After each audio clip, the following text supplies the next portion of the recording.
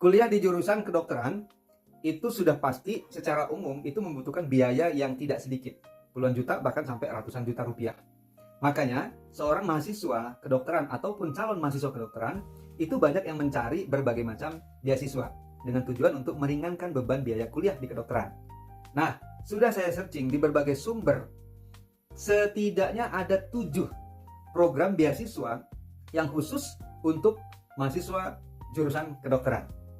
Jika mahasiswa ataupun maba kedokteran, jika sudah lulus melalui jalur SNBP ataupun SNBT ataupun ujian mandiri, kemudian lulus seleksi beasiswanya, maka mahasiswa tersebut akan mendapatkan berbagai macam fasilitas yang akan didapatkan, mulai dari biaya pendidikan atau biaya UKT sampai biaya hidup per bulannya, ditambah lagi dengan fasilitas yang lain. Nah, kira-kira 7 program beasiswa kedokteran ini apa saja? Pertama, itu adalah program beasiswa dari BPUB yang dikeluarkan oleh UI. Nah, BPUB ini adalah beasiswa paripurna untuk bangsa. Ya, nah ini adalah program kedokteran dari UI, Universitas Indonesia. Nah, bagaimana proses pendaftarannya? Lalu syarat-syaratnya apa saja? Dan benefitnya apa saja? Nah, ini bisa kalian baca lengkapnya di sini, ya, di link berikut. Kemudian yang kedua, yaitu program beasiswa dari Kemenkes, Kementerian Kesehatan, ya. Nah, info lengkapnya bisa kalian baca di sini. Nah, yang ketiga itu beasiswa dari LPDP, Lembaga Pengelola Dana Pendidikan yang dikeluarkan oleh Kementerian Keuangan. Info jelasnya juga bisa kalian baca di sini. Kemudian yang keempat yaitu program beasiswa kedokteran dari Universitas Tarumanegara, ya, Tarumanegara atau UNTAR. Nah, info lengkap beasiswanya bisa kalian baca di sini, ya. Kemudian yang kelima, program beasiswa kedokteran dari Universitas Kristen Maranatha. Info lengkapnya juga bisa kalian baca di link berikut.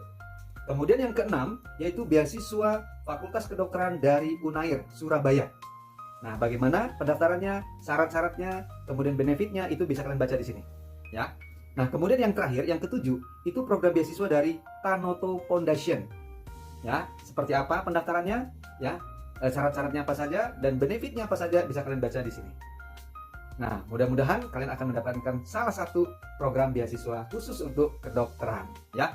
Nah, tapi ingat, untuk mendapatkan beasiswa ini, kalian harus lulus dulu ke universitasnya, ya, untuk maba, calon mahasiswa baru. Tapi kalau udah jadi mahasiswa, silahkan kalian langsung daftar. Ingat, untuk mendapatkan beasiswa kedokteran ini, syaratnya ingat harus lulus dulu. Untuk adik-adik yang kelas 12 ya, yang mau ikut seleksi nasional penerimaan mahasiswa baru SNPMB 2025. Jadi kalian harus lulus dulu. Bisa lulus melalui jalur SNBP, bisa jalur SNBT ataupun ujian mandiri. Nah, bagi adik-adik yang sudah eligible, silahkan kalian tingkatkan jalur langitnya supaya kalian punya peluang yang besar untuk bisa lulus di jalur SNBP. Nah, bagi adik-adik yang nantinya tidak lulus SNBP ataupun yang tidak eligible, kalian harus ikut UTBK SNBT. Nah, di samping kalian mungkin ada yang udah ikut bimbel ataupun belajar secara online atau secara mandiri. Nah, ini pastikan kalian harus punya buku ini, ya, buku yang betul-betul paten. Ini super lengkap, ya. Setahu saya buku UTBK dari paten ini buku yang paling tebal.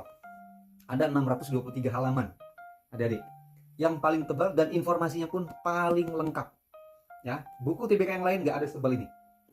Nah, di samping buku ini ada soal-soal asli tahun 2023 2024 juga sudah pasti ada soal-soal bayangan, soal-soal prediksi yang akan dikeluarkan di UTBK SNBT 2025 nanti, beserta kunci dan jawabannya, ya, kunci jawaban beserta solusi atau pembahasannya. Nah, kenapa tebal? Karena di buku UTBK ini, adik-adik, buku paten ini udah ada ketentuan-ketentuan yang terupdate mengenai SNPMB, ya.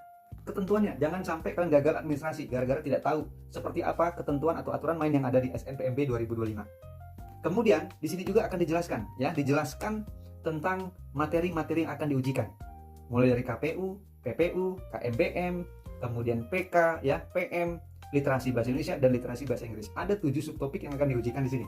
Yang semua itu tidak ada diajarkan, yang tidak ada di kurikulum sekolah kalian, ya.